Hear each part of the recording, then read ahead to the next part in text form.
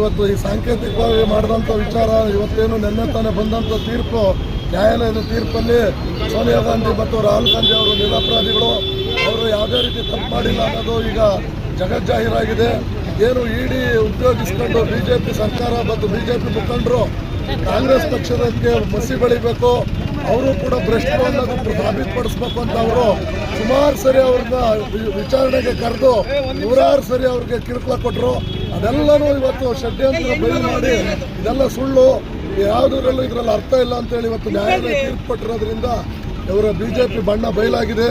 ಅವರು ಕಾಂಗ್ರೆಸ್ ಪಕ್ಷನ ದೇಶ ಮುಕ್ತ ಮಾಡಬೇಕು ಅಂತ ಈ ಥರ ಇಲ್ಲದ ಏನು ಅವ್ರು ಮಾಡಿದ್ರು ಕ್ಷುಲ್ಲಕವಾದಂಥ ಕಾರಣಗಳು ಅವ್ಯಾವೂ ಫಲಿಸಲಿಲ್ಲ. ನ್ಯಾಯಕ್ಕೆ ಜಯ ಸಿಕ್ಕಿದೆ, ಸತ್ಯಕ್ಕೆ ಜಯ ಸಿಕ್ಕಿದೆ. ಸತ್ಯ ಯಾವತ್ತು ನಿಧಾನಕ್ಕೆ ಬರುತ್ತೆ ಅನ್ನೋದಕ್ಕೆ ಇದೊಂದು ಪ್ರಕರಣ ಇವತ್ತು ಜಗಜ್ಜಾಹೀರಾಗಿದೆ. ನಮ್ಮ ಮುಖಂಡರುಗಳು ಆದಂಥ ನಮ್ಮ ರಾಷ್ಟ್ರೀಯ ನಾಯಕರಾಗಿರ್ತಕ್ಕಂಥ ಸೋನಿಯಾ ಗಾಂಧಿ, ರಾಹುಲ್ ಗಾಂಧಿ ದೋಷಮುಕ್ತರಾಗಿ ಬಂದಿರೋದು ನಮ್ಮೆಲ್ಲರಿಗೂ ಹರ್ಷವನ್ನು ಉಂಟು ಮಾಡಿದೆ. ಮತ್ತೆ ಕಾಂಗ್ರೆಸ್ ಪಕ್ಷ ಅಖಂಡ ಭಾರತವನ್ನು ಆಳೋದ್ರಲ್ಲಿ ಯಾವುದೇ ರೀತಿ ಸಂಶಯ ಇಲ್ಲ ಅಂತ ಈ ಸಂದರ್ಭದಲ್ಲಿ ಹೇಳೋದಕ್ಕೆ ಬಯಸ್ತೀನಿ. ನಮ್ಮ ಜಿಲ್ಲೆಯಲ್ಲಿ ಇವತ್ತು ಈ ಒಂದು ತೀರ್ಪಿಗಾಗಿ ನಾವು ಮುಂದೆ ಆದರೂ ಬಿಜೆಪಿನವರು ಈ ಥರ ಮಾಡಬಾರ್ದು, ಇಂಥ ಷಡ್ಯಂತ್ರಗಳು ಮಾಡಬಾರ್ದು. ಸತ್ಯಕ್ಕೆ ಯಾವತ್ತು ಜಯ ಇರುತ್ತೆ ಅನ್ನೋದು ಅವರು ಮನಗಾಡಲಿ. ಮುಂದಾದರೂ ಪ್ರಕರಣಗಳು ದಾಖಲಿಸಿ ಇಲ್ಲ ಸಲ್ಲದ ಕಿರುಕುಳ ಕೊಡೋದು ನಿಲ್ಲಿಸಬೇಕು.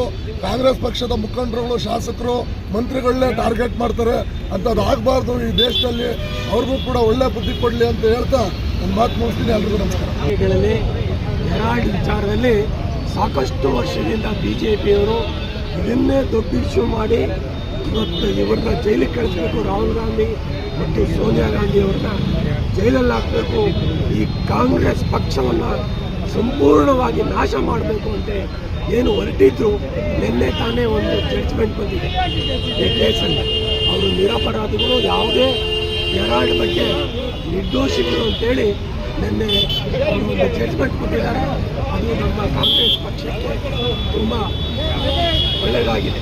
ಯಾಕೆಂದರೆ ಏನು ಹುನ್ನಾರ ಮಾಡಿದ್ರು ಬಿ ಜೆ ಪಿಯವರು ಕಾಂಗ್ರೆಸ್ ಪಕ್ಷವನ್ನು ಮುಗಿಸಲಿಕ್ಕೆ, ಅದು ನಡೆಯದ ಪರವಾಗಿ ನ್ಯಾಯವನ್ನು ನೀಡಿದ್ದಾರೆ. ಆ ಒಂದು ಹಿನ್ನೆಲೆಯಲ್ಲಿ ಇವತ್ತು ಟೌನ್ ಹಾಲ್ ಸರ್ಕಲಲ್ಲಿ ನಮ್ಮ ಜಿಲ್ಲಾಧ್ಯಕ್ಷರು, ಆಲಪ್ಪನವರು, ಶಫಿ ಅಹಮದ್ ಅವರು ಎಲ್ಲ ಮುಖಂಡರು ಸೇರಿಸಿ ಇವತ್ತು ಒಂದು ಸಂತೋಷದ ವಿಚಾರವನ್ನು